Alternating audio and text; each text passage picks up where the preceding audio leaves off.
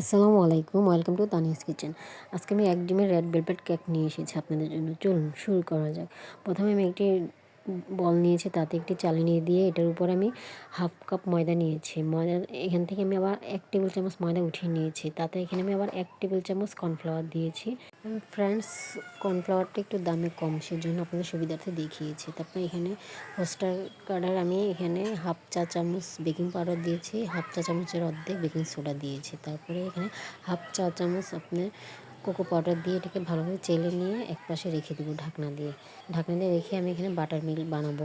আমি 2 টেবিল চামচ দুধ নিয়েছি, নিয়ে এখানে আমি হাফ চা চামচ লেবুর রস নিয়েছি, অনেকে ভিনেগারও দিতে পারেন। দিয়ে এটাকে ফেটে নিব। এটা যদি ফেটে মানে ফাটানো হয়, এটাই আপনার বাটার মিল্ক।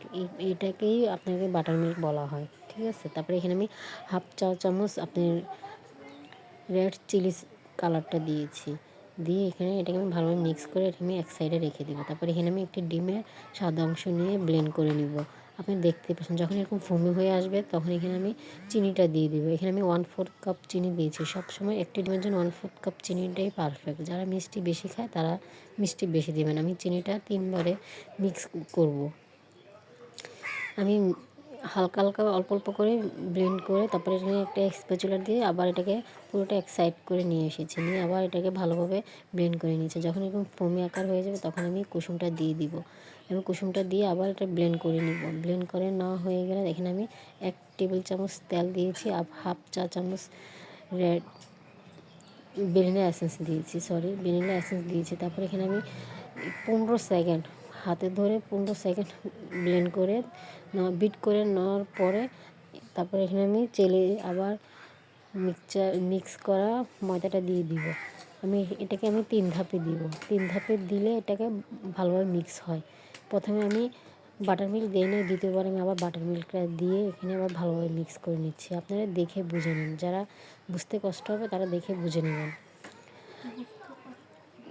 আমি এখানে 3 বারে শেষ হয়ে গেছে, দেখেন আমি বাটার মিল্ক পুরোটা আবার এভাবে দিচ্ছি, দিয়ে এখানে আবার ভালোভাবে মিক্স করে নেব। আমি বিটারের কাঁটা দিয়ে মিক্স করে নিচ্ছি। তারপরে মিক্স করা হয়ে গেলে আমি স্প্যাচুলাটা দিয়ে আবার ভালোভাবে উল্টিয়ে পাল্টে মিক্স করে নেব। এটা দিয়ে মিক্স করলে কি হয়, নিচে লেগে থাকবে না।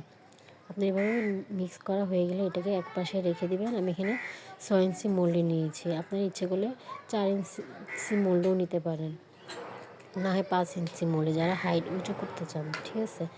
এখানে আমি টাপ কেক বানাবো, সেই জন্য আমি এখানে 6 ইঞ্চি মোল্ডে দিয়েছি। দিয়ে এটাকে ভালোভাবে একটা কাঠি দিয়ে ভালোভাবে নেড়ে চেড়ে আমি 5-6 বার টেপ টেপ করে নিয়েছি। নিয়ে এখানে আমি চুলার লো হাইতে এখানে বসিয়ে দিয়েছি। দেখেন এখানে প্রায় 25 থেকে 30 মিনিট লেগেছে। আমার এটা 30 মিনিট লেগেছে।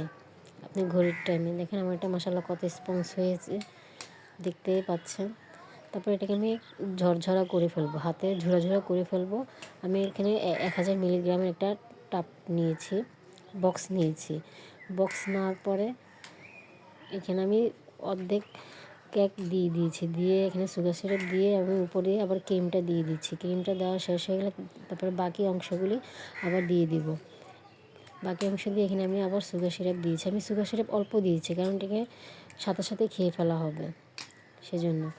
আপনি সুগার সিরাপটা বেশি দিলে এটা একবারে দলা দলা হয়ে যাবে, সেজন্য অল্প আকারে দিবেন। আপনার বাসায় একবার দিবে, ট্রাই করলে আপনি বুঝে যাবেন এটা কীরকমভাবে দিতে হবে। তারপরে এখানে আমি উপরে ডেকোরেশন করছি। আমি একটু রেখে দিয়েছিলাম কেকের বাকি অংশ, দিয়ে এখানে ডেকোরেশন করে দিয়েছি। এই যে দেখুন আমার টাপ কেকের ফাইনাল লুক। এখানে আমার 2টা লেয়ার হয়েছে, আমি 2টা লেয়ার করেছি। অনেকে ইচ্ছা করলে 3টা লেয়ারও দিতে পারেন। আল্লাহ হাফেজ, ভালো থাকুন সবাই।